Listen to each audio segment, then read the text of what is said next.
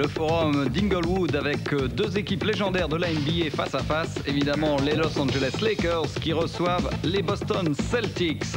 Avec surtout un événement tout particulier pour ce match de la NBA. Les adieux de Magic Johnson au Great Western Forum, puisqu'on va retirer son numéro de la circulation. Avec le 5 majeur pour les Celtics, John Bagley, le meneur de jeu.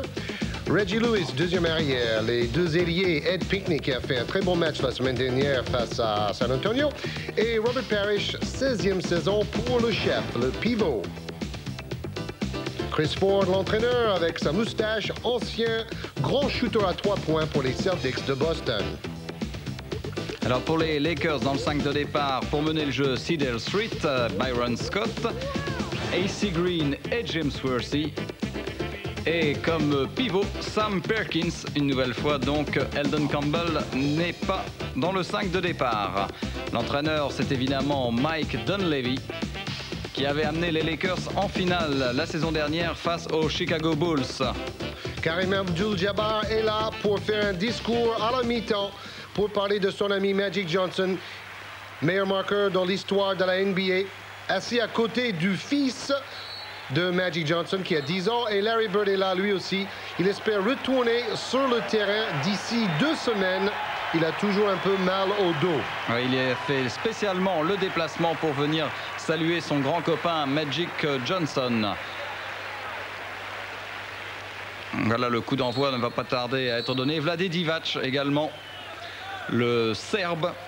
Lui aussi espère revenir d'ici 2-3 semaines. Il n'a joué que 8 matchs cette saison. Après, il a été opéré d'une hernie discale et il manque beaucoup aux Lakers. On parle également de Jabbar à nouveau sur le terrain en NBA ou peut-être à Bologne en Italie. On attend pour savoir. Voilà, le coup d'envoi va être donné. C'était Parrish face à Sam Perkins et récupération Cedar Street. Les Lakers ne sont pas actuellement dans une très bonne passe. Dans leur division Pacifique, ils ne sont pour le moment qu'en 4e position derrière Portland, Golden State, Phoenix. Alors que Boston, en division Atlantique, est à 2e place derrière les New York Knicks. Ballon pour Parrish. Le jeu à 2 avec Bagley. Et on renverse. Un premier tir à 3 points de Lewis. Tir manqué, récupération Cedar Street. Il restait qu'une seconde sur l'horloge des 24. Tir manqué de Cedar Street et rebond d'Ed Pinckney, qui est l'un des meilleurs rebondeurs de cette équipe. 7 prises par match, Ed Pinckney. Et boum, le smash pour le chef Robert Parrish, le plus ancien de tous les joueurs dans la NBA actuellement, le double zéro. Oui, on va encore le voir pour un bon bout de temps certainement, Parrish en NBA, avec un premier panier, l'égalisation par AC Green. De partout.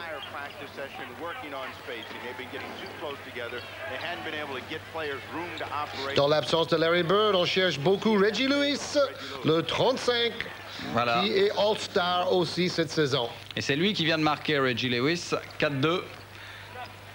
On va certainement voir aussi à l'œuvre tout à l'heure Dee Brown, qui maintenant a bien récupéré après son opération du ménisque et qui sera certainement l'un des éléments importants de cette rencontre. Petit bras roulé raté par James Worthy. Kevin Gamble qui remonte le ballon. Gamble et Parrish, les deux meilleurs pourcentages des Celtics cette saison. Et voilà, on travaille très bien dans la raquette. On attaque les Lakers près du cercle. Et Cedar Street a toute allure au milieu de la défense et il provoque la faute. Avec cet angle de caméra vu d'en haut, on voit que si un joueur traverse la raquette, cela va libérer, ou là, il cherche une prise à 2 plutôt, un peu de retard. Et Cedar Street est au lancer franc, il réussit le premier. Une explication très claire. 13,3 points de moyenne. Et 2 lancers francs réussis sur 2 pour Cedar Street. Alors que l'on voit que les Boston Celtics ne font toujours pas jouer Sherman Douglas. Et là, un ballon perdu d'une manière incroyable par The Chief, le grand chef indien. Pressing tout terrain, ballon perdu bêtement, dit Chris Ford, le coach des Celtics. Regardez le pourcentage de réussite, 3 sur 4 pour Boston quand même, dans ce début de match. Byron Scott, tir manqué, et un ballon qui brûle les doigts de Robert Parrish. Les Celtics de Robert Parrish ont battu facilement les Lakers à Boston cette saison. Vous savez que ces deux équipes ne se rencontrent que 2 fois pendant la phase préliminaire. AC Green, toujours. 6-6 en ce moment entre Boston et les Lakers. 3 minutes de jeu dans ce premier quart-temps. Avec deux équipes donc, qui sont un peu à un tournant de leur histoire, avec qui recherchent un petit peu un second souffle après avoir connu des années 80 exceptionnelles. D'un côté, Dunleavy se demande, est-ce que Magic va vraiment revenir dans l'effectif pour les playoffs? C'est un peu frustrant pour lui d'ailleurs, toute cette histoire. Ouais, Sam Perkins. Et encore un ballon qui a failli être intercepté là par AC Green. Tandis que pour les Celtics de Boston, la frustration vient de l'absence de Larry Bird, qui est quand même le meilleur marqueur, rebondeur et passeur en moyenne cette saison pour les Celtics. Mais un jour, il va falloir tourner la page et faire jouer d'autres jeunes joueurs. Et surtout que Larry Bird est de plus en plus souvent blessé. Ses problèmes de dos sont quasiment insolubles. Et un rebond très spectaculaire d'AC Green.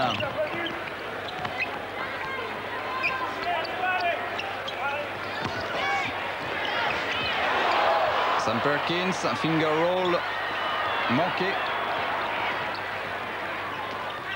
Et c'est John Bagley qui remonte la balle. Et Gamble qui est contré. Bagley un peu laborieux en tant que meneur de jeu, mais il fait plus de 6 passes décisives par match. Et Lewis, lui, se débrouille pour avoir une bonne position à mi-distance.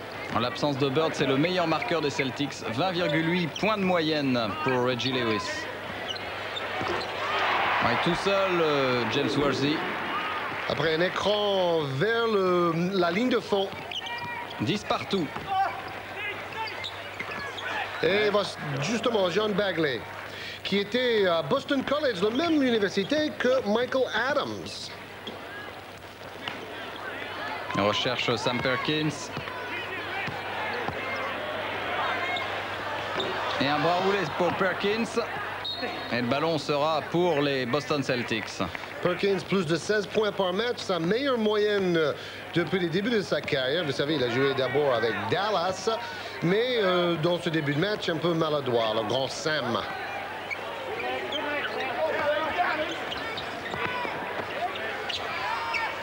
Lewis qui était pourtant bien démarqué tout seul. Et au rebond, c'est Byron Scott.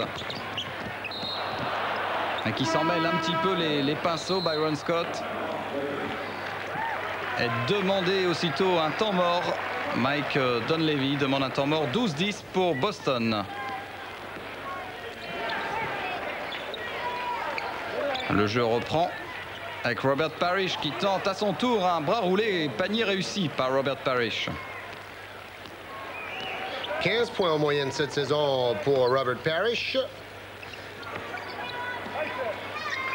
Et plus de 9 rebonds aussi par match. Regardez, les joueurs sont assez statiques. Ensuite, le jeu à 2 avec un écran pour Sidel 3. Beaucoup de monde dans la raquette, les deux côtés. Ouais, il n'y a pas de panier simple pour le moment. Pas beaucoup de mouvements sans ballon. Et peu de contre-attaque. Pas de fast break. Les Celtics, par contre, font circuler le ballon, mais la perdent. Là, encore une fois, pas de contre-attaque. On a vu Byron Scott qui n'a pas trouvé de solution. Il a dû finalement temporiser.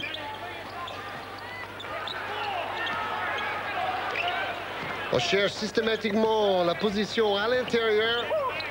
Mais Boston défend bien devant les joueurs intérieurs et cela oblige Threat à tenter un tir à mi-distance. Il va le réussir, l'ancien meneur des Seattle Supersonics. 14-12. Et un match qui n'a pour le moment pas encore vraiment pris son rythme. Oui, mais c'est le rythme qu'on risque de voir pendant toute la rencontre. Cadence ralentie, deux équipes vétérans. Et Robert Parrish, lui, est très adroit. Beaucoup plus adroit en tout cas que son vis-à-vis des Lakers, Sam Perkins. Et c'est lui qui pour le moment tient un peu la route et permet à Boston de mener maintenant de 4 points.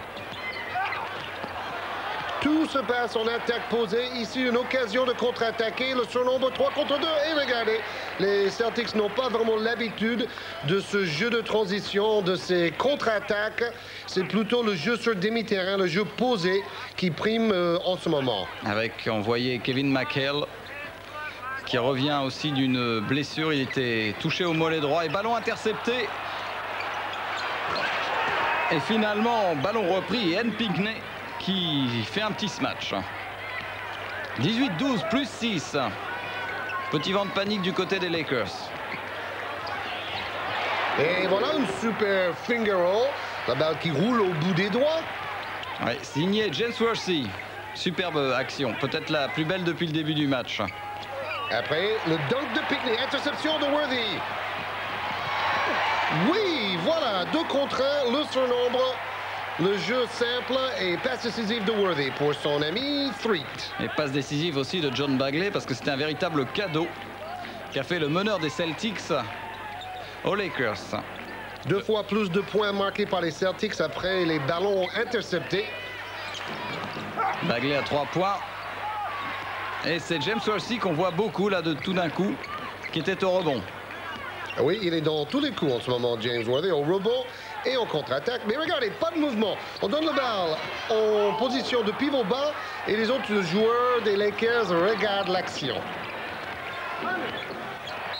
Et ballon directement dans un photographe, en fait.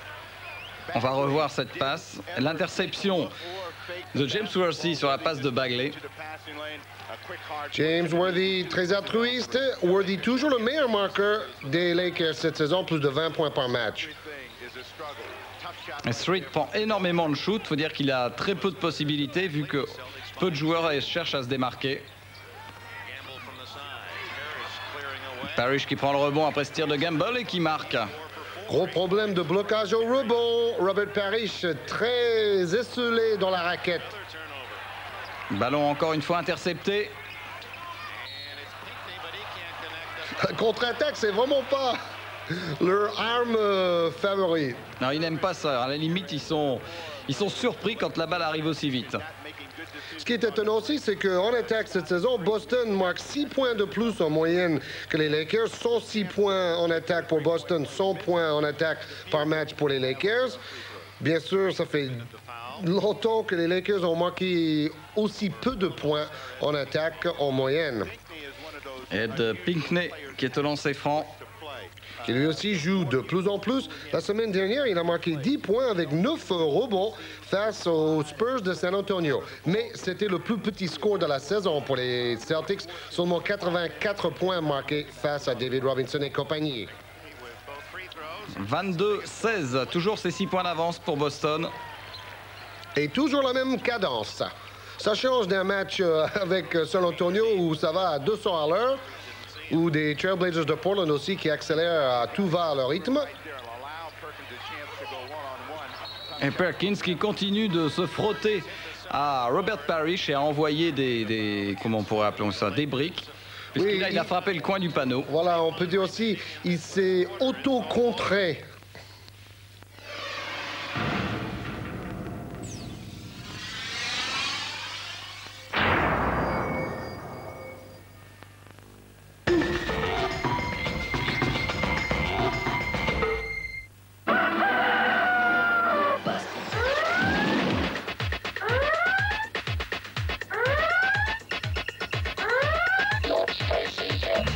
Testing. Is this the microphone or what, man?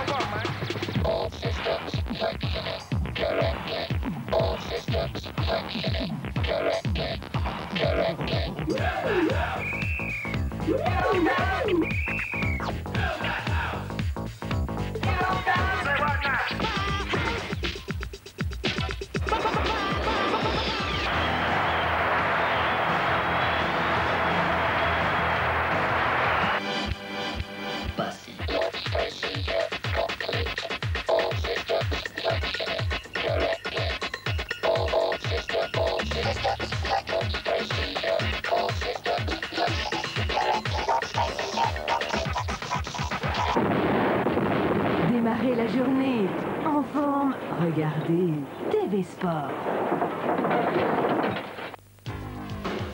John Parrott et Tony Drago se font face de chaque côté d'un tapis vert. Un tournoi de snooker de la Ligue Matchroom. En direct, dimanche à 13h30 sur TV Sport. Où en sont les Hornets? Qui arrêtera la charge des Bulls? Qui sera de force à bloquer les Bullets? NBA Action 1992, toutes les équipes, tous les résultats. Vendredi à 19h30 sur TV Sport. Vous êtes sur le point de faire l'expérience du son absolu. Préparez-vous à passer votre commande par téléphone. Synthétiseur, l'expérience du son absolu est une collection originale de thèmes musicaux contemporains, d'Oxygène at the Eve of the War et bien d'autres encore. Disponible sur 4 disques, 4 cassettes ou 4 compacts disques, ces enregistrements audio numériques qui reproduisent la musique telle qu'elle doit être entendue comportent Chariot of Fire, The Hit International Sadness et Lily Was Here. Vivez 4 heures fantastiques en écoutant ces hits sur synthétiseur. Cette électrifiante collection de musique de synthétiseur n'est pas vendue en magasin, mais vous pouvez la commander maintenant en composant l'un des numéros suivants.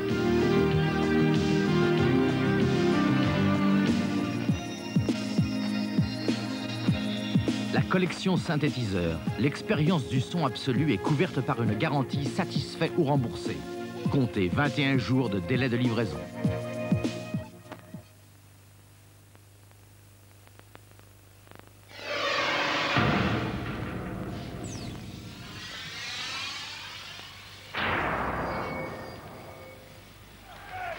Premier carton d'observation donc entre les Lakers et les Celtics, avec un petit avantage pour les Boston Celtics et une équipe des Lakers qui a du mal à emballer le rythme et les Celtics à emballer les contre-attaques également. Regardez, Bird a manqué 22 matchs, McHale 24, D. Brown 45. Et vous voyez que les Celtics ont perdu déjà 15 matchs sur 24 à l'extérieur. Mais à Boston Garden, bien sûr, les Celtics ont un bon pourcentage de victoire. Avec James Worthy qui recherche Sidell Street. Et Terry Teagle qui est entré pour les Lakers. Le voilà, Terry Teagle qui prend le premier shoot. Et qui récupère le ballon d'ailleurs, Terry Teagle, au rebond. En fait, les Lakers n'ont pas vraiment envie d'accélérer la cadence. Et avec tous ces joueurs de métier sur le terrain, joli tir de loin de Street, avec tous ces joueurs de métier, peut-être il a fallu un carton pour que, ou au moins 10 minutes pour que tout le monde s'échauffe et que tout le monde se mette en route.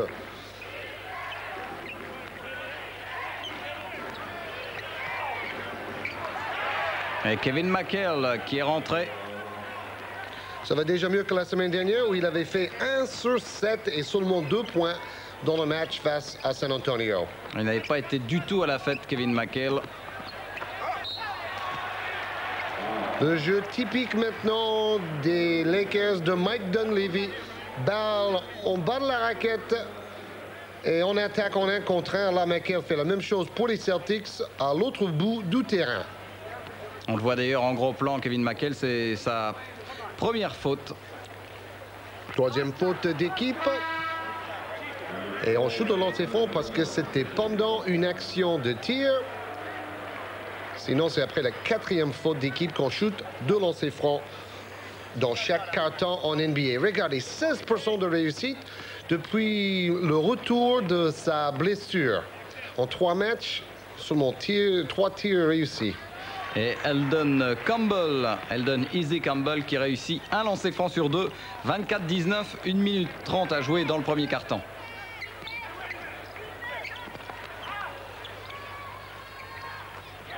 C'est en fait la 5e ou 6e fois qu'on voit exactement la même action avec une balle ressortie après une passe intérieure, balle ressortie sur Bagley ou Gamble pour un shoot à 3 points extérieur. Ah oui, superbe action. Il tient la balle dans une main, James Worthy. Mais c'est vrai, quand on veut accélérer de l'autre côté, on a du mal à manier le ballon. On va revoir cette superbe action de James Worthy. Panier magnifique. En faisant une petite claque à son adversaire direct avec sa main gauche en passant. La Worthy par contre a un peu forcé. Il s'est dit j'ai réussi un beau truc, je vais en refaire un. Et bien finalement, c'est les Celtics qui ont réussi le panier. Avec Kevin Gamble, toujours plus de 50% de réussite dans les tirs pour cet ailier très adroit. Ouais, et l'écart qui s'est creusé maintenant en faveur des Boston Celtics, 7 points d'avance, moins à peu près 30 secondes à jouer dans ce premier quart-temps. Toujours la même action. 1 sur 7 seulement pour Perkins. Wow, voilà, Robert Parrish réveille le public du forum avec cette claquette smash. Et on a vu tout le désarroi de Sam Perkins. Dernière occasion maintenant pour les Lakers. Jeu à 2, écran de Perkins pour Threet. Et Threet qui prend le shoot, tir manqué, rebond de Kevin McHale. Il faut shooter. Wow, pas loin du tout ce tir. Et fin donc du premier quart-temps avec un net avantage pour les Boston Celtics. Alors qu'on voit une comparaison entre le rendement de Parrish et de Perkins au cours de ce premier quart-temps. 10 points, 5 sur 5 pour Parrish, 1 sur 7 pour Sam Perkins et seulement 2 points.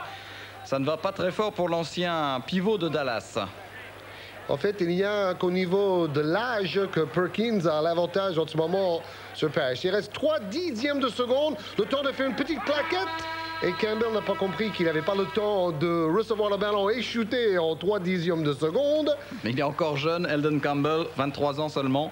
Et 30-21, 9 points d'avance. Maintenant, on se retrouve au début du deuxième quart-temps avec le taux de pourcentage de réussite au tir nettement en faveur des Boston Celtics pour le moment, 64%.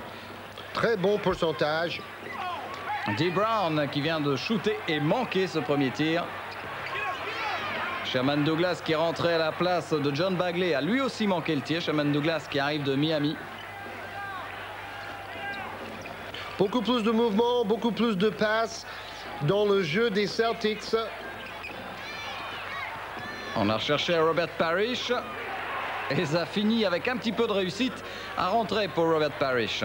Et le vieux chef avec 12 points fait un très grand match. Regardez le rebond, 2 fois plus de rebonds pour les Celtics.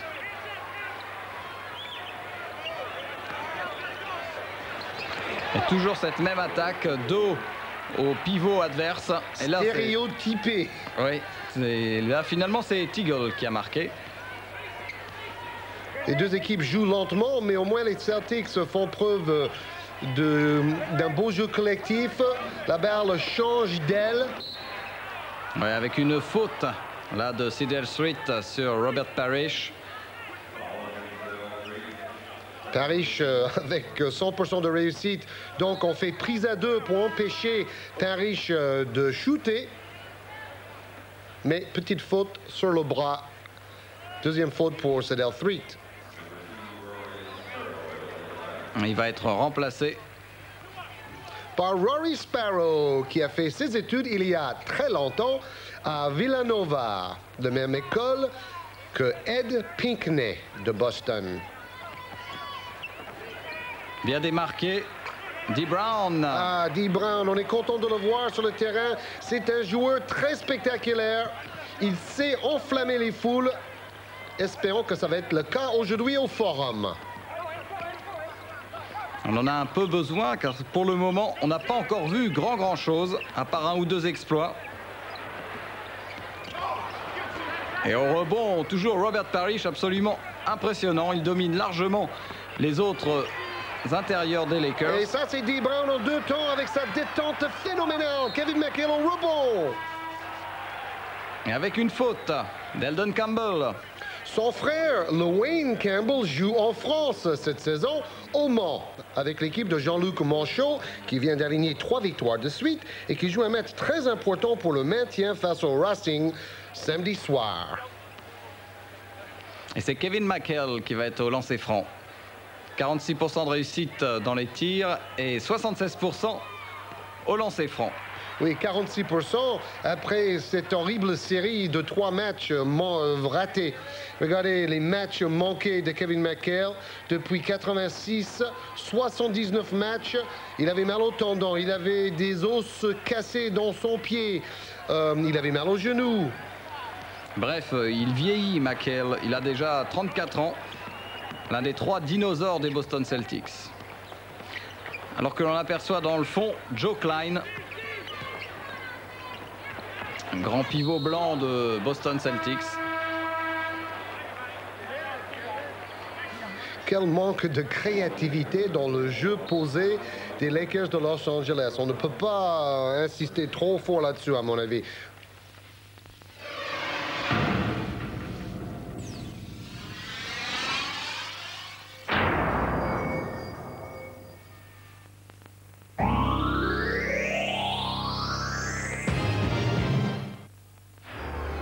Mardi soir sur TV Sport.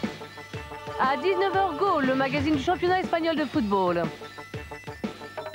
À 19h30, des sports nautiques, Longitude.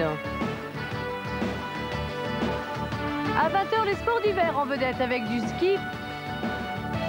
À 20h30, un résumé du deuxième match de qualification du championnat pré-olympique de football sud-américain, le match Colombie-Uruguay. À 21h30, Pro Box en direct de Londres, le combat pour le titre britannique des super moyens entre Schlager O'Toole et Lugent. Et à 23h30 du snooker avec un tournoi de la Ligue Matchroom 1992 depuis Burton-upon-Trent, Tony Drago contre Mike Hallett. Goal à 19h, du ski à 20h, football à 20h30, Pro Box à 21h30, du snooker à 23h30, voilà mardi soir sur TV Sport.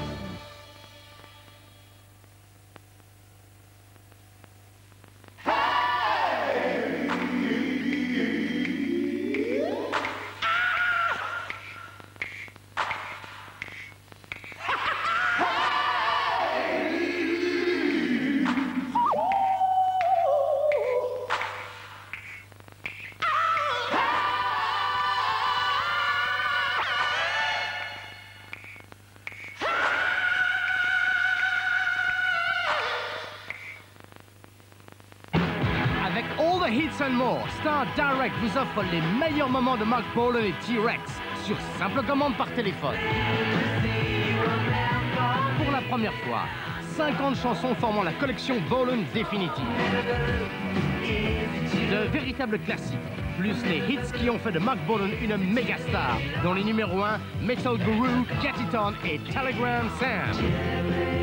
All the Hits and More, disponible en 3 albums, 3 cassettes ou 3 compacts. Revivez les souvenirs et la musique de Mark Bolan, le véritable 20th Century Boy. Vous ne trouverez pas cette collection unique dans les magasins de disques, aussi commandez la vôtre en appelant dès aujourd'hui votre numéro local.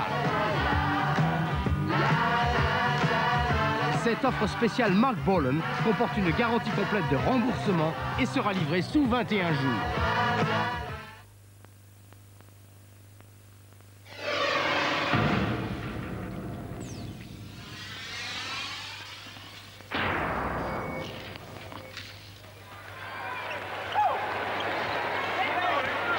On reprend donc le jeu dans ce deuxième quart-temps. Boston mène 57-42. Il reste 2 minutes 16 à jouer dans ce deuxième quart-temps. Et le pourcentage des Celtics est encore meilleur. Mais vous voyez, 3 tirs réussis sur 5 quand même lors des 5 dernières tentatives pour les Lakers. Donc ça remonte un tout petit peu. Avec Dee Brown face à Cedar Street. Et on recherche toujours Robert Parrish. Et boum, Robert Parrish, un monument dans la raquette. 8 sur 8, 100% de réussite. Et quelle présence au rebond. Et quelle passe aussi de Dee Brown. Il l'a parfaitement démarqué. Le double 0. Ça prouve que l'âge, c'est dans la tête. D'ailleurs, les dirigeants de Boston l'ont bien compris, puisqu'ils ont fait une prolongation de contrat pour Robert Parrish pour la saison 92-93. Ed Pinckney, le 54. Le trou de contrôle, Robert Parrish, et dit boum, prends ça, mes amis des Lakers. Robert Parrish qui n'oublie pas les 2 finales perdues face aux Lakers en 84 et 87. Mais bien sûr, Parrish a gagné en 85 la finale de la NBA face aux Lakers de Magic Johnson, de Pat Riley et de Kareem Abdul-Jabbar. C'était il y a un bon moment. Et les 2 équipes ont bien changé depuis. Et les performances de Parrish font quand même sourire Jack Nicholson, toujours fidèle au forum d'Inglewood. Dont sa place au bord du terrain qui vaut 3000 balles ou 3000 francs par match. 59-43, le trou est fait. Les Celtics vont maintenant gérer cette avance. Et toujours cette action entre Dee Brown et Robert Parrish. Oui, mais ça bouge à l'opposé aussi. Et Robert Parrish Festival réussit absolument tout. 9 sur 9. Il va falloir mettre Robert Parrish sur le mont Rushmore. Il mérite sa place à côté des anciens présidents. Et Perkins, finalement, a enfin trouvé la faille. Pour la première fois depuis longtemps, Sam Perkins s'est dit, il n'y a pas de raison que Robert Parrish m'écrabouille comme ça. 61-45. Avec un coup de sifflet pour cette faute de Byron Scott. Turnaround jump shot. Tir en se retournant. Et vous voyez la manière qu'il lève la balle très très haut. Incontrable ce shoot. Robert Parrish sur une nouvelle passe de Dee Brown. Il ne sait pas trop quoi faire. Il retrouve Dee Brown. Il fait que des bonnes choses, Robert Parrish, en ce moment. Des bons choix. Et ballon intercepté. On va voir Dee Brown, vainqueur du concours de ce match la saison dernière avec une grosse faute d'Acy Green pour empêcher Dee Brown d'aller dunker. Dommage pour le spectacle. Il a donné un peu de vitesse quand même dans le jeu, Dee Brown. Apport important.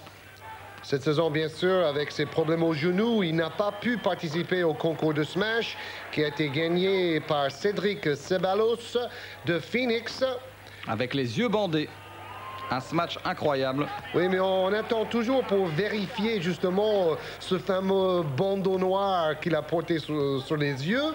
Parce que peut-être il pouvait quand même voir un tout petit peu à travers le bandeau, on se demande. 3 secondes pour shooter. Et Perkins, une petite claquette. Il reste 1 seconde 2 à jouer maintenant. Oh! Fin donc de cette première mi-temps entre les Celtics et les Lakers, avec l'avantage pour Robert Parrish. Le voilà, Robert Parrish, une drôle de démarche. 9 sur 9, donc son pourcentage va encore augmenter. 9 sur 9 aujourd'hui, 55% cette saison dans les tirs de champ.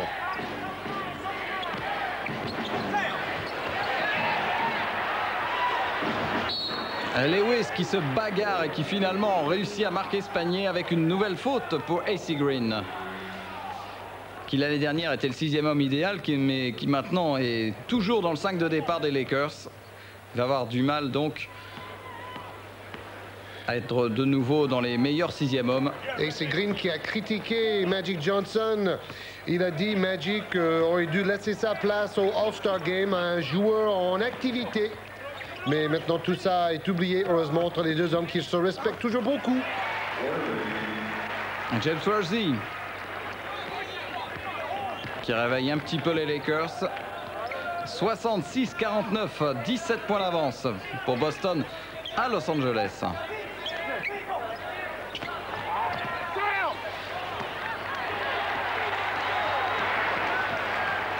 Bon repli défensif des Celtics. Aucune contre-attaque possible pour les Lakers. Et on voit un joueur, par exemple, comme Byron Scott, carrément inexistant en attaque. Il ne finit plus les contre-attaques avec ses fabuleux smash. Mais c'est vrai, Magic Johnson, meilleur passeur dans l'histoire de la NBA, n'est plus là. Et c'est bien dommage. Il lui manque une rampe de lancement pour... D'ailleurs, cette saison, regardez, Dominique Wilkins ne joue plus, Magic non plus, et Larry Bird a été sur la touche pendant longtemps. Donc, vous voyez que Los Angeles a perdu 10 sur 12 contre des équipes qui avaient plus de 50% de victoires cette saison. Donc, ça ne marche pas très bien contre les meilleures équipes de la NBA pour les Lakers. Je disais que c'est dommage que ces 3 joueurs ne jouent plus parce que ça enlève un peu le côté spectaculaire de la NBA. Ouais, Dominique Wilkins, on le reverra certainement quand il aura récupéré de sa rupture du tendon d'Achille. Et encore une contre-attaque avortée avec une faute de John Bagley. John Bagley, qui était pendant longtemps le meilleur passeur dans l'histoire de l'équipe de Cleveland, mais maintenant c'est Mark Price. Et on voit plusieurs fois Mike Dunleavy, le coach des Lakers, encore une fois en gros plan. Donc frustré de ne pas savoir si Magic va revenir pour les playoffs. Il dit, moi, il faut que je joue les matchs avec l'équipe que j'ai sous la main. Et c'est pas évident, messieurs, dames, de la presse. Mais d'après ce que disait Magic Johnson quand même lors de son discours, lors de la remise de son maillot, il disait quand même qu'on ne risquait quand même pas de le revoir avant les Jeux de Barcelone. C'est L3 qui fait son mieux pour faire oublier Magic Johnson. Pas évident. Reggie Lewis, bombardier à mi-distance. Tous les 5 points des Celtics ont été marqués dans ce quart-temps par Lewis. Et Byron Scott qui va tout seul provoquer une faute. Faute de Reggie Lewis, justement. Une des rares actions pour le moment de Byron Scott. Faute indéniable. Il va donc être lancé franc, Byron Scott. Une faute où il y avait quand même 90% du ballon pour le défenseur et 10% de l'avant-bras de Byron Scott. 14 points de moyenne quand même cette saison. Oui, mais 44% de réussite. Regardez, on baisse progressivement depuis 88. 21-7 quand même. Jolie moyenne il y a 6 ans. 1 sur 2 pour Byron Scott. 68-52, encore plus de 9 minutes 30 à jouer dans ce troisième quart-temps. Robert Parrish.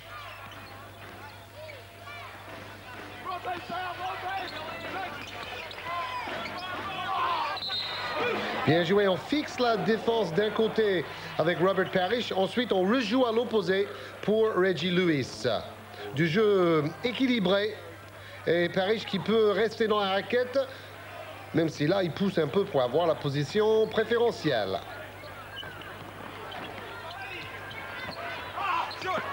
Perkins airball, mais passe décisif involontaire pour AC Green. Disons que Byron Scott ne shoot pratiquement plus et Sam Perkins de son côté fait des mauvais choix. Il shoot trop. Et là, retour en zone de Bagley récupéré par Sidel Street et coup de sifflet de l'arbitre. Et Chris Ford qui dit mais qu'est-ce que je viens de voir là? On vous a dit tout à l'heure laborieux. Je pense que c'est bien l'adjectif qui convient pour cette montée de barre de notre ami John Bagley. Qui commet une faute ensuite sur Sidel Street. Dans certains sports, il y aurait eu la règle de l'avantage qui aurait laissé partir Sidel Street au panier. Toujours très peu de turnovers, très peu de ballons perdus par les Lakers. Mais c'est vrai, c'est une attaque où on prend vraiment un minimum de risques. On fait très peu de passes, on fait pratiquement pas de contre-attaque. On ne fait que du 1 contre 1 près de la raquette. Bon, on appelle ça le jeu à haut pourcentage, mais c'est quand même un peu stéréotypé et un peu lassant, il faut être honnête. Et peut-être aussi un peu d'un autre temps, puisque maintenant toutes les équipes phares de la NBA pratiquent un jeu beaucoup plus rapide, un peu à l'image des Chicago Bulls. Oui, justement, le fameux système d'attaque en triangle de Tex Winter, l'assistant de Phil Jackson à Chicago, que les Pistons de Détroit viennent d'incorporer.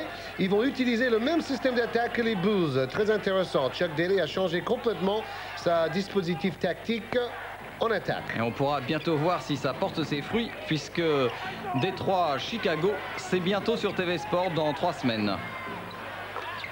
Si ce n'est pas la semaine prochaine.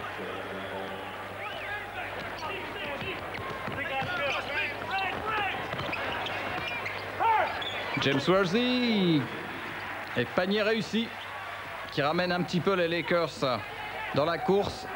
Ils ont changé leur défense avec un pressing maintenant sur le porteur de balle, beaucoup plus agressif. Voilà, si on ne peut pas trop réussir les choses en attaque, il faut gagner des ballons avec une défense bien plus haute en pressing. C'est ce qu'essaie de faire l'équipe de Mike Dunleavy. Mike Dunleavy veut réveiller aussi un peu ses joueurs. 14 points de retard à domicile. Ça fait mal aux yeux, surtout quand on fête Magic Johnson, que Jabbar, Chamberlain et West, ils sont tous là, les grandes vedettes des Lakers du passé.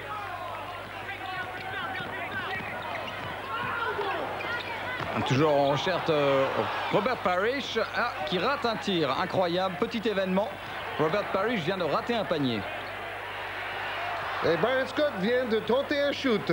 Ça, c'est un événement rare. Vous avez vu, il a failli faire un airball. Ça ne va pas l'encourager à recommencer. Il n'est pas dans le rythme du tout. Et peut-être il est en perte de confiance après sa finale complètement ratée face aux Bulls l'année dernière également. Oui, sa finale ratée plus l'arrêt de Magic. Byron Scott est perdu.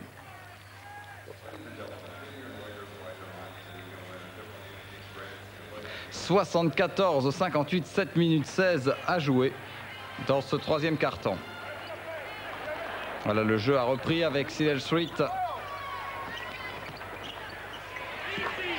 Et James Worthy qui pour le moment est en train de reprendre un peu le match à son compte en attaque. C'est le seul pour l'instant à vraiment jouer sur sa valeur, James Worthy. Il peut jouer face au panier ou dos au panier. Il varie bien son jeu en 1 contre 1 en ce moment. Voilà, toujours Sam Perkins qui ne sait pas comment prendre Robert Parrish.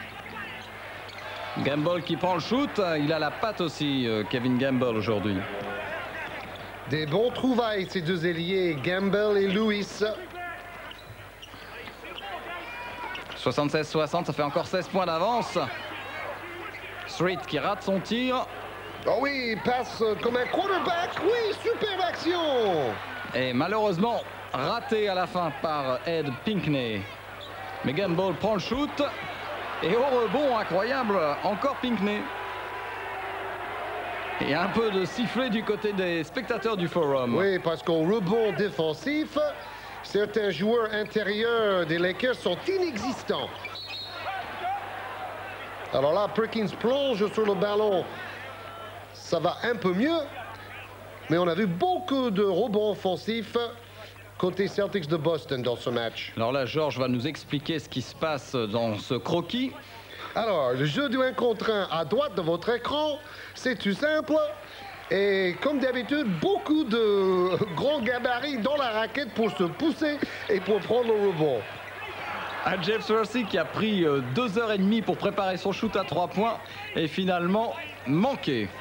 Pourtant, il avait vraiment mis beaucoup d'applications. Ça se bagarre beaucoup sous les panneaux et c'est finalement Sam Perkins qui prend le rebond.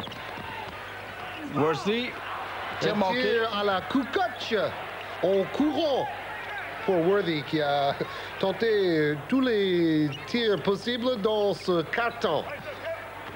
Le voilà encore, James Worthy. Ce coup-ci, c'est un bras roulé. Un bras roulé.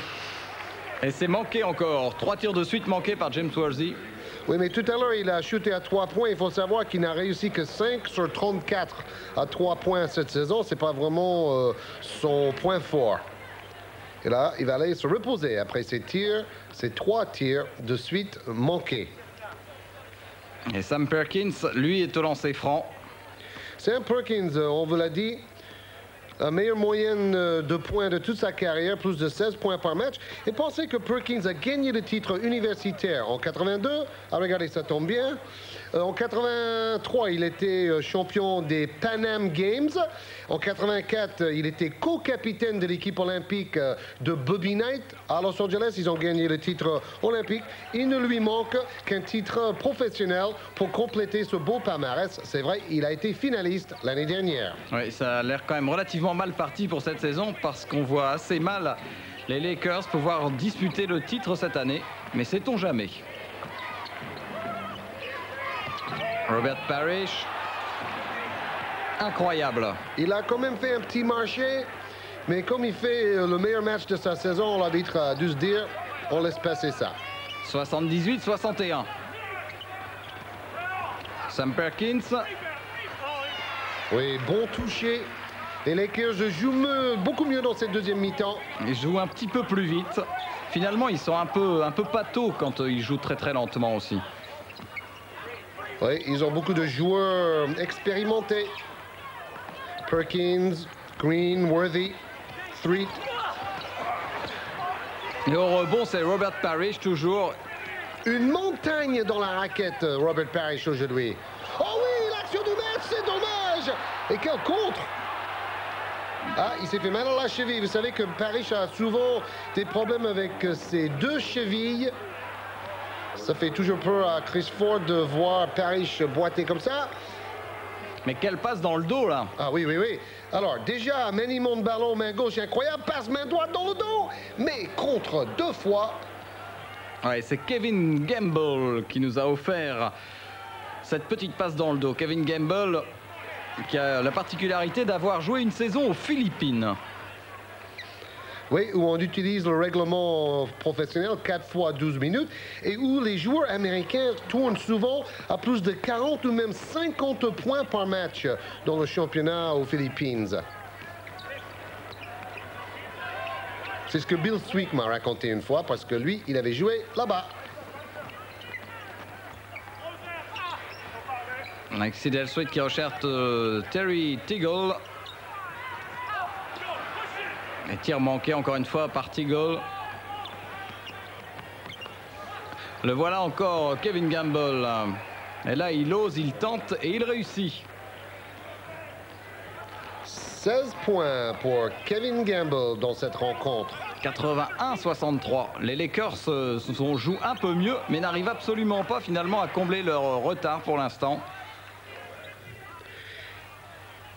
Avec une faute pour John Bagley, qui a quand même pris pas mal de temps de jeu pour le moment à Sherman Douglas, qu'on ne voit pratiquement pas, alors que les Boston Celtics comptaient beaucoup sur lui. Alors, vous savez qui était son entraîneur quand il était à l'université de Boston College? Non. Bob Cousy, qui lui a été le meneur de jeu vedette des Celtics à la fin des années 50 et au début des années 60. Alors voilà un match qu'on ne verra pas sur TV Sport, le match au sommet du basket universitaire entre UCLA et Notre-Dame. UCLA marche beaucoup mieux que Notre-Dame cette saison, avec le fameux Don McLean qui est le meilleur marqueur dans l'histoire de cette école grandiose. Sidel Street qui remonte. On va revenir quand même au match entre les Lakers et Boston. Et Sidel Street coast to coast, pratiquement. Presque. Il y avait juste une petite passe avant. 14 points pour Threet. Qui lui a vraiment les caractéristiques d'un joueur de contre-attaque et qui doit être un peu quand même bridé dans cette équipe de Los Angeles. Oui, comme Byron Scott. Le voilà encore, Street. Il fait tomber Bagley qui a glissé et il marque. Il est souvent au sol, John Bagley. Mais avec les bottines qu'il porte, il a peut-être des problèmes de stabilité. Obligatoire de porter des chaussures noires quand on joue pour les Celtics de Boston. C'est dans le règlement intérieur du club. Et voilà une contre-attaque. Tony Smith, qui avait réussi ce fameux 5e match dans la finale face à Chicago. Lui et Campbell, les deux jeunes loups.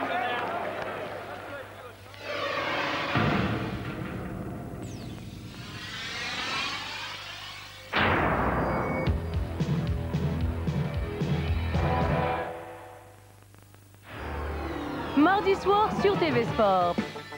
À 19h Go, le magazine du championnat espagnol de football. À 19h30, des sports nautiques, Longitude. À 20h, les sports d'hiver en vedette avec du ski. À 20h30, un résumé du deuxième match de qualification du championnat pré-olympique de football sud-américain, le match Colombie-Uruguay. À 21h30, Pro Box en direct de Londres, le combat pour le titre britannique des super moyens entre Schlager O'Toole et Lugent. Et à 23h30 du snooker avec un tournoi de la Ligue Matchroom 1992 depuis Burton-upon-Trent, Tony Drago contre Mike Hallett. Goal à 19h, du ski à 20h, football à 20h30, Provox à 21h30, du snooker à 23h30. Voilà mardi soir sur TV Sport.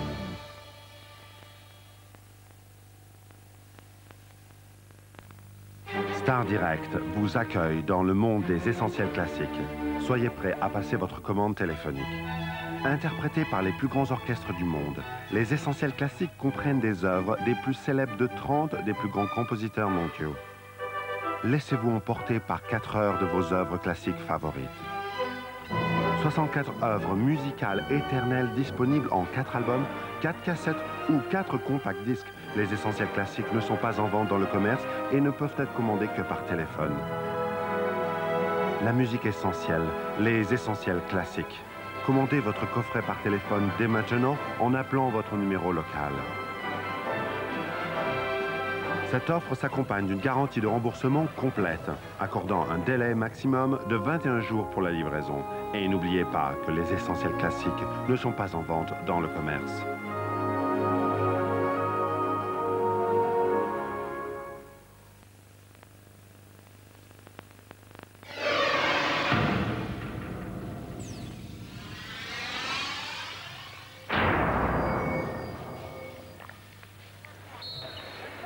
Kevin McHale en gros plan pour la reprise du jeu avec un ballon donc pour les Celtics qui mènent toujours largement ce match face aux Lakers dans leur antre dans le Great Western Forum. Kevin McHale, panier raté et Sam Perkins au rebond. Les Lakers peuvent revenir à 10 points, voilà. 83-73, 1 minute 48 avant la fin de ce troisième quart-temps. Defense, crie le public du Forum. Qui s'est enfin réveillé avec cette remontée des Lakers. Et Sam Perkins qui court, qui s'arrache pour récupérer ce ballon. Ah, il fait 2,13 m, il faut se baisser, c'est pas évident. Oui, superbe. Traverse toute la raquette. Tony Smith a donné un peu de jus à son équipe depuis son entrée en jeu. Oui, et il améliore son total de points puisque sa moyenne est à 3,7 et qu'il est maintenant à 4 points, Tony Smith. Oui, il joue très très peu. On pensait que Tony Smith allait jouer plus longtemps cette saison, mais ça n'est pas vraiment le cas. Vous voyez Bill Burtka avec ses lunettes, l'assistant de Mike Dunleavy, qui est assez critiqué, c'est vrai, mais il faut avouer que son rôle n'a pas été facile cette saison depuis la retraite de Magic. Superbe accélération de Tony Smith. Et l'aide défensive est venue très très tard pour les Celtics de Boston, à l'opposé de cette pénétration. Peut-être une bonne chance à prendre pour Tony Smith avec la baisse de forme assez spectaculaire de Byron Scott dans cette équipe des Lakers. Et Mike Dunleavy qui donne ses conseils. Alors à la mi-temps, on vous a dit Magic s'est vu retirer son numéro 32. Dans l'histoire des Lakers, il y a eu 4 joueurs qui ont eu leur numéro mis à la retraite, si vous voulez. Il y avait le grand ailier Elgin Baylor, Wilt Chamberlain avec son numéro 13, Jerry West, l'actuel general manager des Lakers avec son numéro 44. Il a été champion avec les Lakers en 72. Et le numéro 33 de Karim Abdul-Jabbar, qui lui aussi est présent pour cette fête à Magic Johnson. Donc le numéro 33 de Jabbar, le même numéro que Larry Bird, je vous le signale, ne sera pas porté par un autre joueur de Los Angeles dans l'histoire de ce club des Lakers. Et Magic Johnson a conclu cette petite cérémonie en disant « J'espère que les supporters qui sont présents ce soir ne m'en voudront pas si, après les Jeux de Barcelone, on en refait une autre de cérémonie d'adieu pour Magic Johnson. » Après le All-Star Game, disons, ça commence à faire beaucoup de cérémonies d'adieu, mais finalement, on ne s'en lasse pas. Un ballon qui a failli être perdu par Dee Brown et qui récupère quand même, qui shoot un peu précipité. Et Kevin McHale qui se fait piquer à son tour le ballon dans la main. Ça commence enfin à courir. Oh oui, quelle passe! Et c'est toujours Tony Smith, l'homme providentiel. Oui, et panier de Terry Teagle qui prend une claque sur la truffe au moment. Et Tony Smith qui dit à son coach Mike Dunleavy, vous voyez, je devrais jouer plus souvent et plus longtemps, Mike. Allez, superbe passe et même Teagle a failli être surpris. Il a pris un petit coup au niveau de l'œil apparemment, Terry Teagle. Et le slow time a été remplacé par le showtime. Le temps de voir cette contre-attaque. Il était plus que temps. 83-78. L'avance de Boston a fondu sous le soleil californien. 5 points seulement d'avance maintenant. Et un peu de panique du côté des Celtics. Heureusement, Reggie Lewis. Peut-être c'était la longue cérémonie de 45 minutes à la mi-temps avec Magic qui a remotivé les Lakers. Oui, complètement endormi Boston. Ballon piqué par Boston qui repart à toute allure. Et à toute allure avec Kevin McHale, vous exagérez un peu. À grandes enjambées alors. Alors, Kevin McHale. 2,8 m, Kevin McHale. Avec ses protections de volleyeur. Et faute de Cedar Street. D'ailleurs, on va voir un grand match de volley demain sur TV Sport. Un décrochage français, Bruno.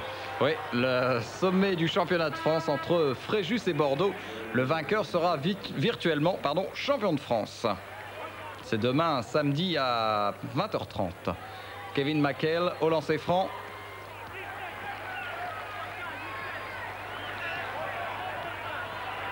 Et c'est Smith qui regarde vers Mike Dunleavy debout devant son banc.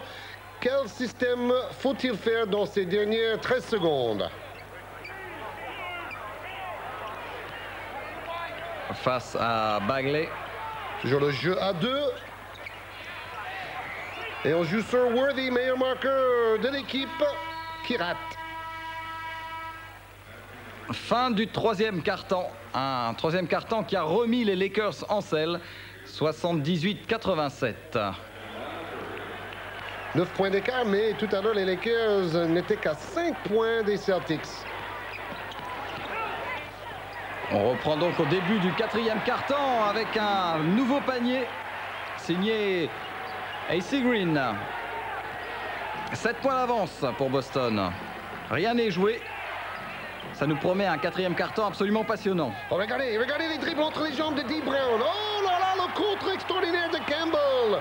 Deux jeunes loups face à face. Et c'est la grande spécialité d'Eldon Campbell. Fantastique remontée des Lakers. Tout est parti du 98e contre de l'année d'Eldon Campbell. 87-82. 17-4. Les Lakers ont plus de 5 minutes, ont marqué 17 points contre seulement 4 pour Boston. Encore un ballon qui a failli être perdu par Boston et c'est Dee Brown qui a récupéré la balle. Une superbe action de Dee Brown. 10 points pour Dee Brown. Et de nouveau 7 points d'avance. Alors, jolie feinte. Ouais, ils étaient à 2 sur lui, sur Terry Teagle.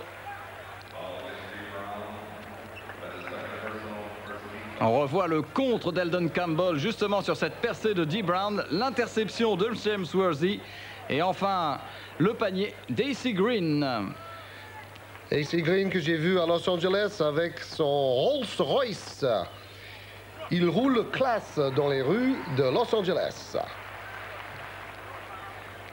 Et Fox, Rick Fox, le 44 qu'on n'a pas beaucoup vu aujourd'hui. Oui, on le voit beaucoup moins en ce moment alors qu'il était dans le 5 de départ en début de saison. Rick Fox, le rookie des Boston Celtics, il a un petit peu perdu pied, un peu fatigué peut-être.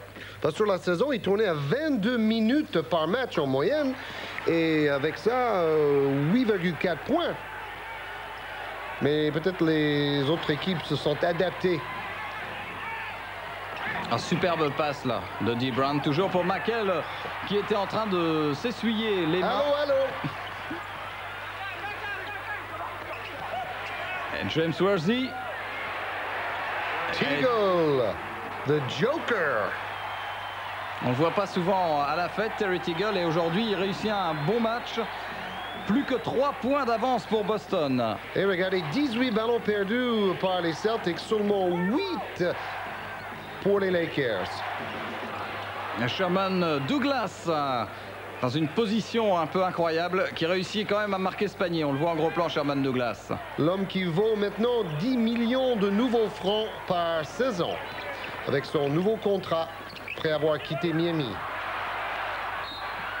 Et moment important, ballon perdu par les Lakers, vraiment au mauvais moment.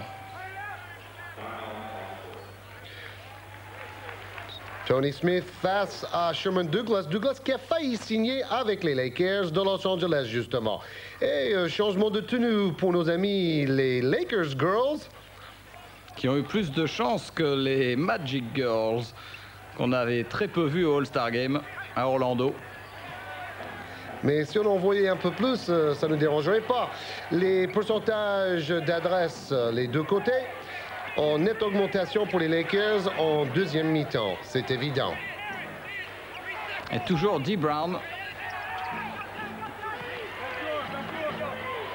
Et Joe Klein qui se retourne assez à droite, Joe Klein quand même. Déjà la semaine dernière, il avait réussi une belle série de tirs à mi-distance. Il avait réussi 10 points en tout face aux Spurs. Siddell Street qui prend sa chance et airball pour Siddell Street. Fermez les volets, protégez la femme et les enfants. Et joli mouvement. Superbe mouvement conclu par Rick Fox. Il est malin le Fox. Ça va vite. Ça va vite et on est bien content parce qu'au premier quart-temps, les deux équipes somnolaient un tout petit peu. Alors maintenant, on s'excite un peu. Oui, ça joue. Et ballon intercepté. Erreur de Rick Fox. Et ouais, Siddell Street qui marque panier sur panier. 20 points déjà pour Siddell Street. Oui, et on voit maintenant pourquoi Rick Fox joue de moins en moins. Depuis 1 minute, il a perdu 2 ballons très importants avec des passes hasardeuses. Le voilà d'ailleurs. Ah, là, c'est une passe décisive, c'est mieux. Ouais, et McHale qui marque le panier. 7 points d'avance pour Boston. 7 minutes 57 à jouer. Rien n'est joué. Teagle face à une montagne. Et finalement, c'est Eldon Easy Campbell qui marque. Jeu beaucoup plus débridé dans cette deuxième mi-temps. La motivation, l'enjeu, le résultat est là. Et oui, McHale qui passe sous le bras et l'épaule de Campbell. Oui, qui a pris la succession de Robert Parrish, qui est toujours sur le banc pour le moment. Et airball de Worthy et Joe Klein qui récupère.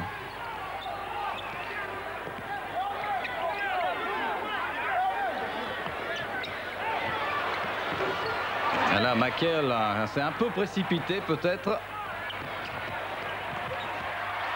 Oh, c'est pas possible, hein? Un double pas raté par Terrible Teagle.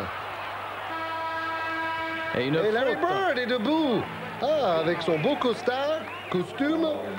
7 points d'avance pour son équipe, malgré son absence. Et on est donc maintenant au lancer franc.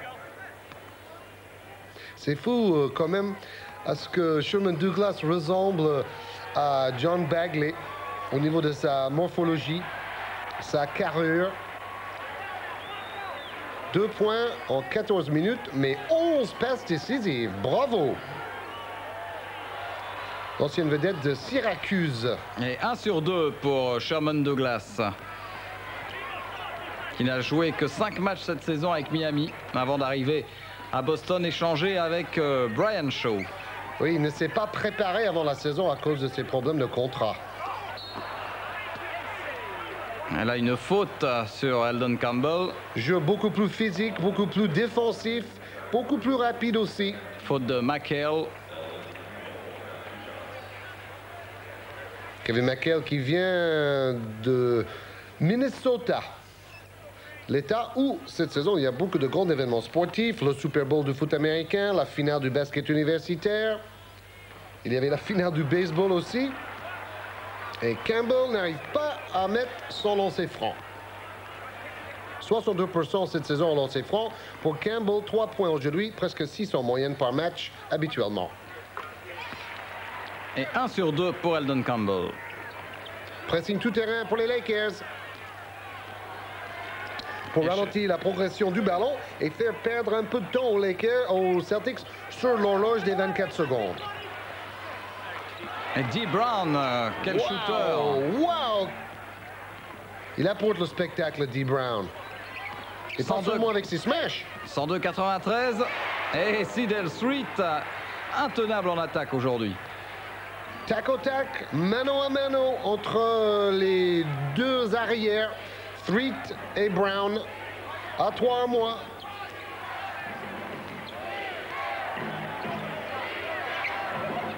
On cherche Kevin McHale. Et finalement, Sherman Douglas. Presque une défense de zone des Lakers. Le milieu était grand ouvert. Sam Perkins à 3 points. Ah bah, en première mi-temps, il a tout raté. Et là, voilà qu'il shoot à 3 points et qu'il marque, Sam Perkins. Un beau geste, il faut dire il avait du temps, mais il faut quand même le faire. Encore un rebond offensif pour les Celtics, cette fois-ci pour Joe Klein. Beaucoup de deuxième occasion d'opportunité de marquer au rebond pour les Celtics ce soir. Sherman Douglas a manqué son tir. Au rebond, c'était Sam Perkins. Et une faute de Sherman Douglas sur Cedar Street qui était beaucoup plus en rythme. Et on va remettre sur le terrain les grands joueurs de métier comme Parrish et Worthy. Voilà les rebonds. 43-26, toujours nette domination des Celtics. Mais surtout grâce au stade de la première période. Beaucoup plus de rebonds défensifs pour les Celtics. Passe décisif de Dee Brown. Et le ballon a frappé le haut du panneau. Ce sera donc ballon pour les Lakers. Et ça, c'est un règlement qu'on ne cite pas souvent. Si le ballon touche le haut, c'est en dehors des limites du jeu. Mais si le ballon touche le côté, c'est jouable.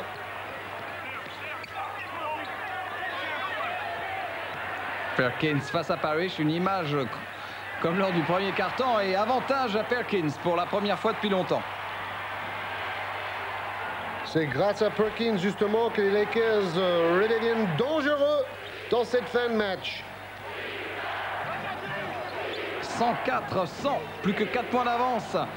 Boston tient toujours le choc, mais ça devient de plus en plus dur. Reggie Lewis qui manque le tir, ça va repartir très très vite avec Cedar Street. Oui, bonne passe au Worthy.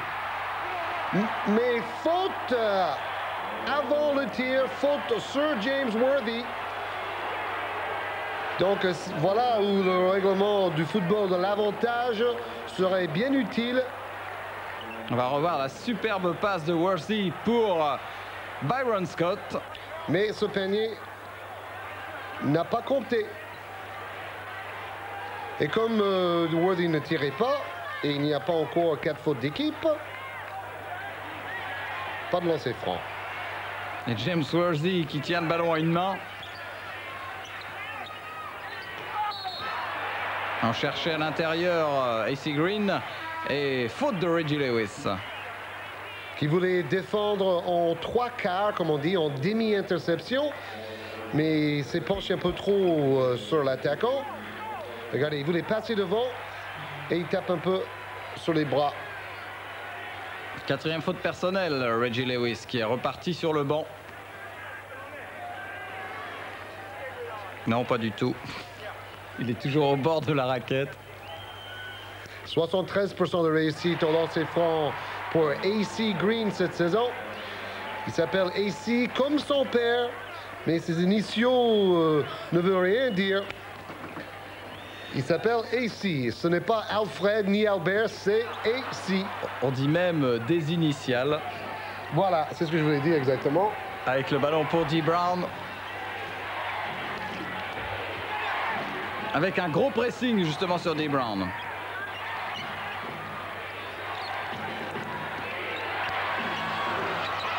Et tir manqué, rebond Robert Parrish. Toujours Robert Parrish pour le rebond offensif du match.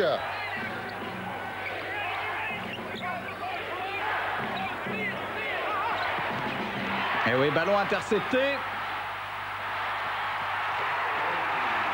Et Worthy en contre-attaque. Ballon et intercepté. Le public du forum en folie. Le poignet tendu. James Worthy veut arracher cette victoire pour son copain Magic Johnson, qui a fait une cérémonie de 45 minutes à la mi-temps. On revoit cette interception. Tony Smith qui lance James Worthy tout seul. L'ancien joueur de North Carolina. 104-103. On revient tout de suite.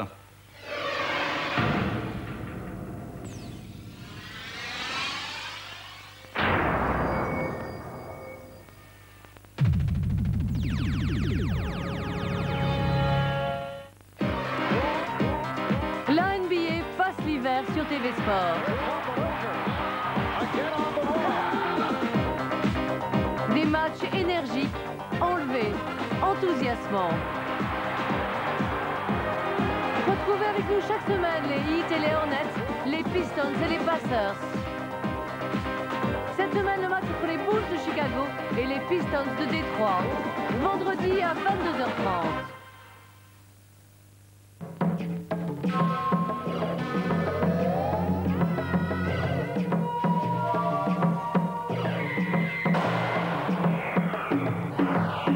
You've probably worn things like our new running shoes before.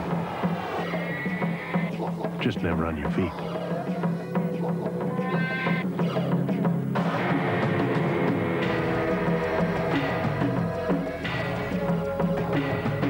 Karachi by Nike. Rockdale Corporation présente sa dernière nouveauté, Commander, la télécommande universelle. À partir de son simple boîtier, Commander peut remplacer jusqu'à 5 de vos télécommandes en mémorisant toutes leurs fonctions. Maintenant, vous pouvez faire fonctionner votre télévision, votre magnétoscope, votre satellite ou télévision câblée, votre compact disque laser et votre chaîne Hi-Fi à partir de votre Commander.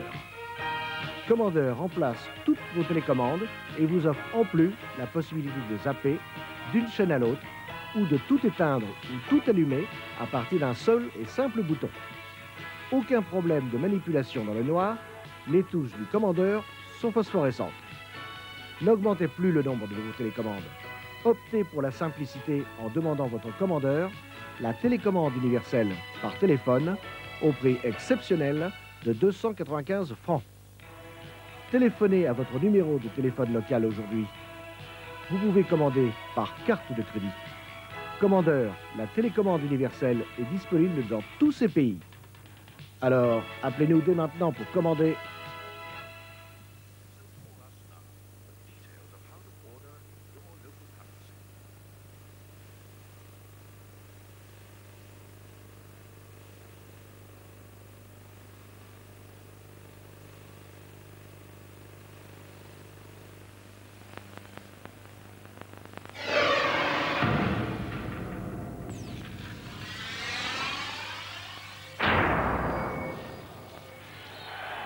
Un seul point d'écart entre les deux équipes, 104-103, ça nous promet une fin de match palpitante. Il reste 3 minutes 11 à jouer dans ce match entre les Boston Celtics et les Lakers. Les Lakers de Los Angeles avec le troisième plus mauvais pourcentage de toute la NBA dans les tirs de champ. Mais est-ce que dans cette fin de match, on va pouvoir trouver des bonnes positions pour Worthy et compagnie? Et là, on ne sait plus très bien où est passé le ballon. Tout le monde discute beaucoup. Et comme on entend des huées, on sait que le ballon est pour les Celtics. Voilà, remise en jeu pour Robert Parrish. Et quel pressing là sur le porteur de ballon. sur Dee Brown. Ça court énormément. Oui, très bon pressing et très difficile de s'en sortir. Ouais, seulement en commettant une faute. Une faute sur Dee Brown. Quel poison pour l'équipe des Lakers. L'équipe des Lakers joue presque comme une équipe universitaire style Georgetown, avec une défense féroce, mais en attaque très peu de risques prises.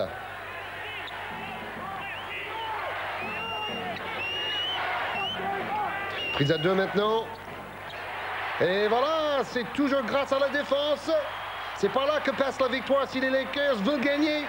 Le tir de Sidel Street et Robert Parrish au rebond. Ce monument dans la raquette, Robert Parrish.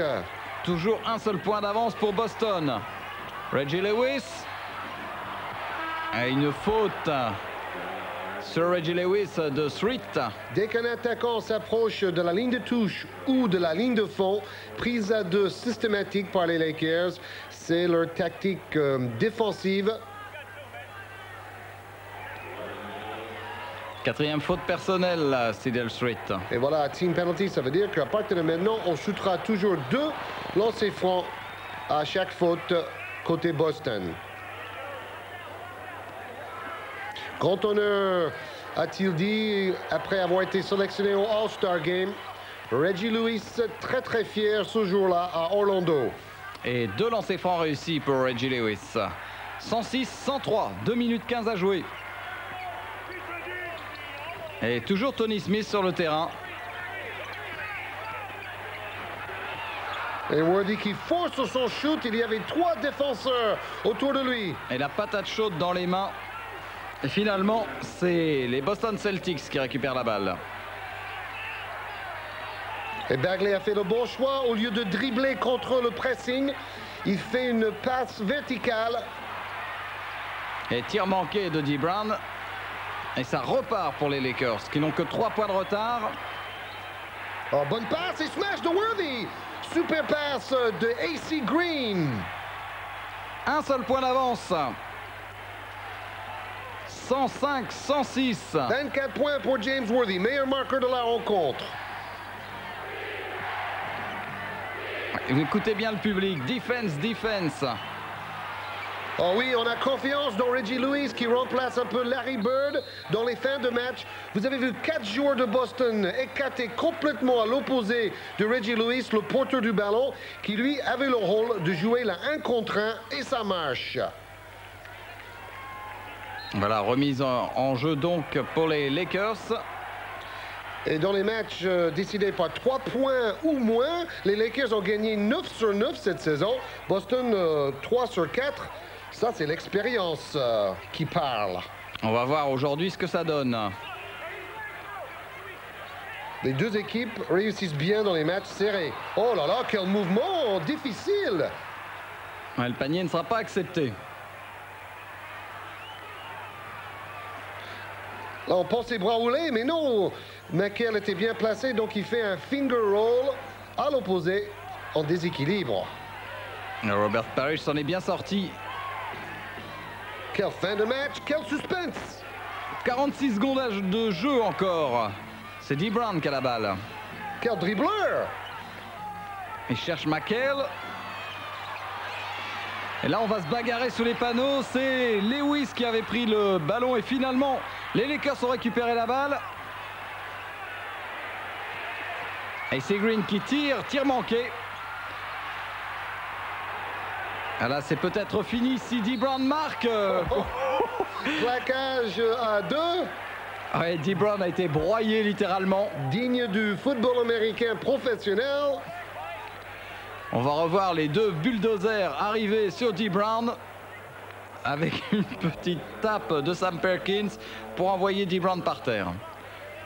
Alors voilà, c'est un cas rarissime. On appelle cela un breakaway foul. C'est comme une faute intentionnelle dans le basket européen, mais on utilise ce règlement beaucoup moins souvent dans le basket professionnel dans la NBA.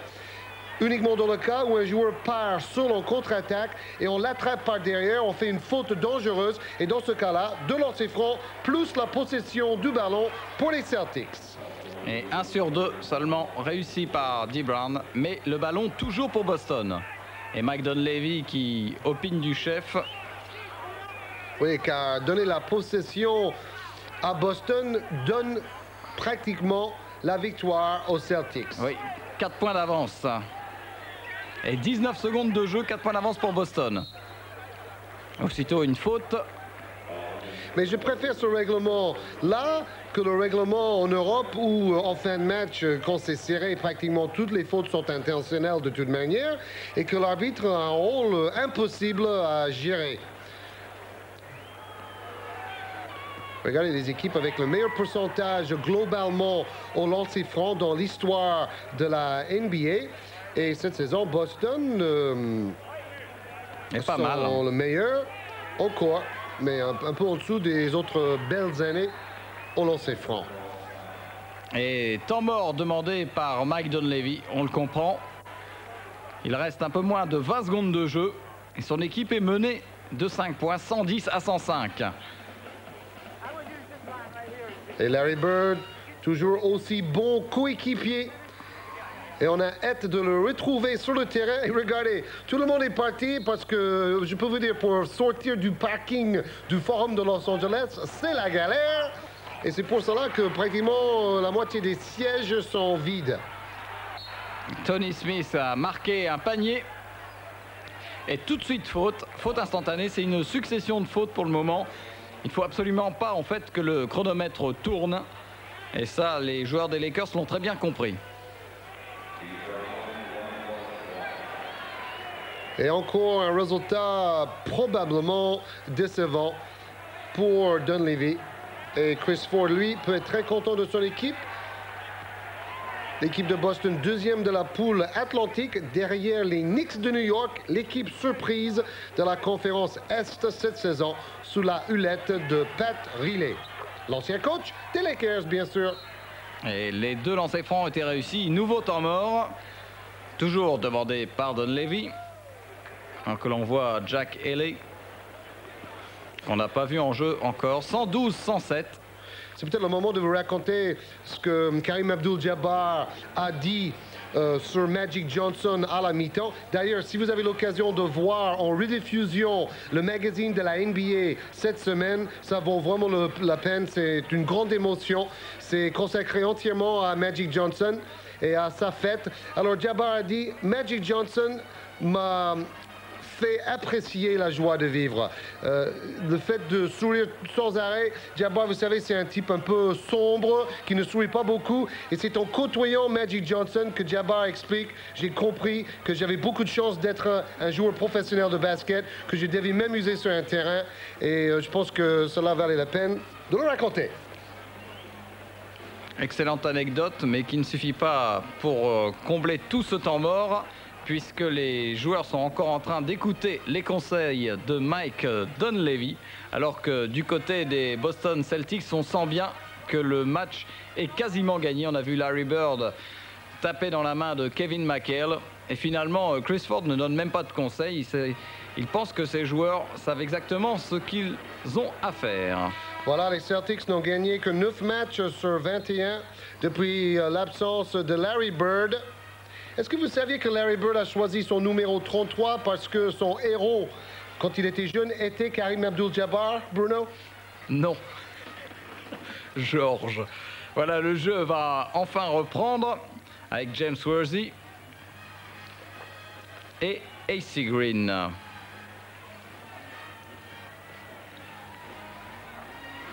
Regardez bien comment les joueurs sont placés. On peut vous dire aussi que Magic Johnson va devenir commentateur pour la chaîne NBC, la chaîne qui retransmet le match aujourd'hui entre les Lakers et les Celtics. Sam Perkins à 3 points, c'était un peu un coup de poker. Et une faute tout de suite sur Dee Brown. On a arrêté le chronomètre à 5-9. C'est une faute de Tony Smith. Tony Smith qui a joué beaucoup plus qu'à l'accoutumée. Et oui, sa rentrée a été très bénéfique. Il a relancé la machine avec sa direction du jeu en contre-attaque. Mike Dunleavy l'a bien noté. C'est un joueur hyper rapide, Tony Smith. Il court le 110 mètres en un peu plus de 14 secondes.